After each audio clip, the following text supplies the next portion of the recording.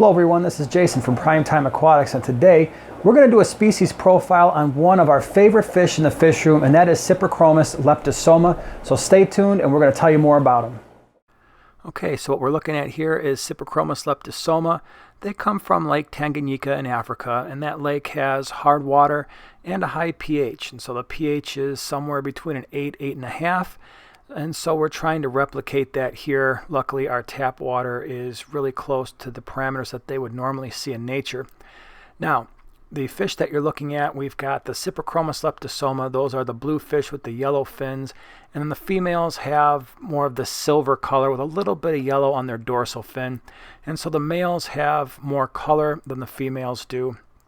Size-wise is about the same. And so these fish are going to range from 3 to 4 inches. The ones that you're looking at here are probably closer to that 3-inch range, but we haven't really found much of a difference between males and females in terms of size. Like I said, the color is definitely the distinguishing feature between them.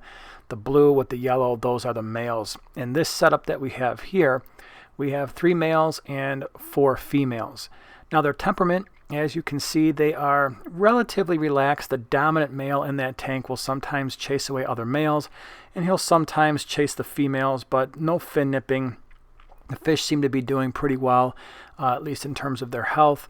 And so I would say the temperament is, for a cichlid, relatively mild, with the exception of that, again, that dominant male who likes to kind of stake his own little territory. In terms of tank mates, with these Cyprichromis, we also have some smaller shell dwellers. Those are the Neolamprologus brevis. There are 6 of those. We just recently added those to this tank, and it's really made a big difference in terms of bringing the Cyprichromis out of the corners. And historically, at least in this setup, they have been relatively shy. And now that the brevis are in there, the Cyprichromis are coming out a lot more, and the brevis have been out since we've had them. And so it's a pretty good mix. You know, other tank mates, pretty much any shell dweller is going to work. I would stay away from cichlids that are a little bit on the aggressive side, and so I would probably watch if you're trying to keep Lake Tanganyikans together.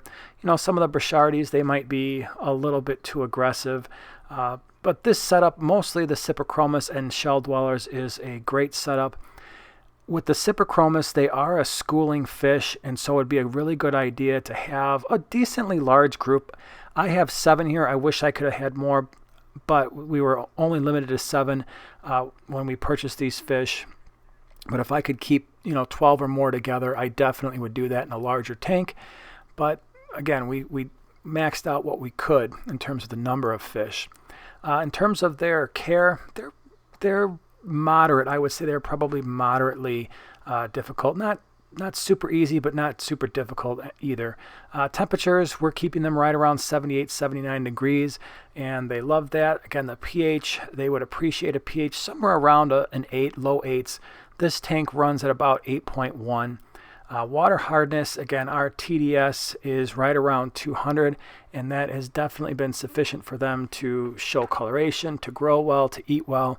And as we'll talk about more in a minute, we've also got a female in there that's holding eggs as we speak. Now, water quality, this is something that you're going to want to keep up with.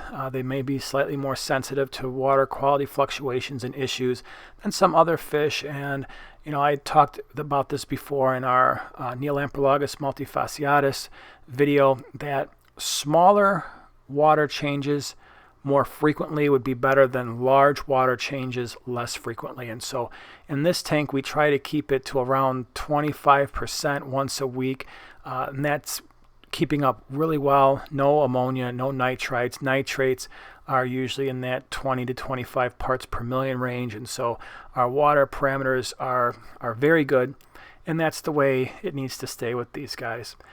They're really easy to feed. We've been feeding them cichlid flakes, micro pellets. They're somewhat mid-water pellets, and so they float a little bit and then they start to sink slowly to the bottom. They love live baby brine shrimp, absolutely go crazy for it. Frozen brine shrimp we will feed. Often I will stick a block of frozen brine shrimp in a tank and just let the fish go to town and the brine shrimp sinks. What I found with these guys is it's better to thaw that first and make sure that brine shrimp is staying in the water column a little bit more. They don't tend to like to pull food from the bottom of the tank, and that just goes with their natural behavior. They are naturally mid to upper water fish, and so the stuff that falls to the bottom might not be as appealing to them. The one thing I will say when it comes to food, make sure it's small. These guys have very tiny mouths, so they, like I said, they'll love the live baby brine shrimp. It's tiny, but their mouths aren't very big, and so the food we tend to, it's small, micro pellets. Even the flakes, I'll kind of crush it up a little bit. We just don't want to get anything lodged in their mouth or in their throat because it is rather small. What's really cool about their feeding behavior, if you watch them closely when they eat, is they don't eat like a lot of other fish. They actually extend their mouth out and kind of suck their food in. And again, for them, that's a lot easier to do with smaller food.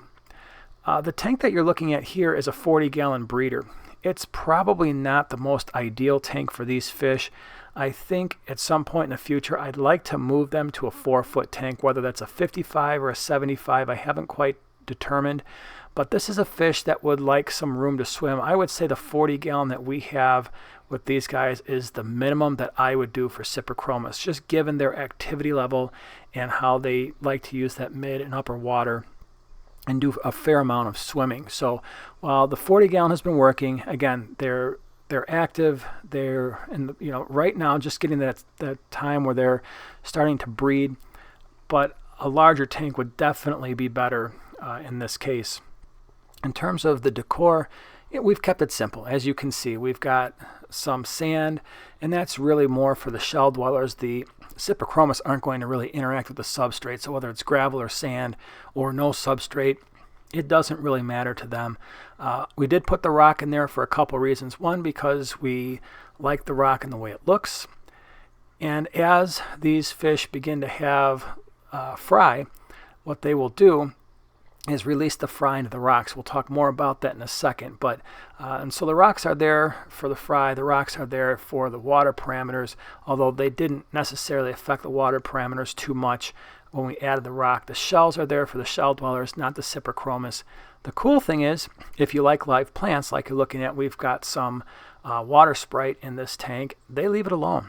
They don't bother plants, at least the ones that we have not tried to eat the plants. They're not uprooting them. They don't dig, again, because they're mid and upper water fish. And so if you like to have plants, then that would be, these fish are fine with that. Now, in terms of breeding, there's really not anything special you need to do with these guys. Again, we bought 7 and really lucked out. We wound up with 3 males, 4 females. Again, the male you're seeing in the back with the blue and the yellow. These are the 4 females here with the silver and the slight yellow to their dorsal fins. And we put those fish in a tank, and just recently now we're starting to see the breeding behavior. In fact, one of the females, you'll see at some point in the video, her mouth is kind of extended, and you can tell that she's holding some eggs. And so they're a little bit different compared to some other cichlids. They are mid-water spawners. They're not substrate. They're not cave spawners. And so what you're going to see is the female will release eggs. The male will fertilize them mid-water, and the female will take those eggs back into her mouth. And the eggs never, at least ideally, never hit the substrate. And so she'll hold those eggs for anywhere between 3 to 4 weeks. And the brood size is going to be relatively small. You might only be looking at, especially early on, 3 or 4, fry. Maybe later, once they get the hang of it, there have been reports to 15 or more, but they're going to be relatively small batches of fry, and she's going to hold those fry, and there isn't a ton of parental care after that. She'll spit them out into a rocky area and then just kind of leave them. So the parents aren't going to really eat the fry, and that's not necessarily a concern. The concern I have in this setup is what the brevis will do later on, and if we're getting females that are holding and not getting fry from that because of the brevis, we'll separate them. We'll put the brevis in their own setup. We'll put these guys in their own setup the way they were, because we do want to get fry from the Cyprichromis. Because their batches are so small, that is what makes them a relatively uncommon fish in the hobby, and also quite expensive. And so if you were to look for these fish at a local fish store, at least around us in the Chicagoland area, you can easily expect to pay $25, $30, $40 each, if not more. These fish happen to come from a local club, and so they weren't quite so expensive, but they can get expensive in a hurry.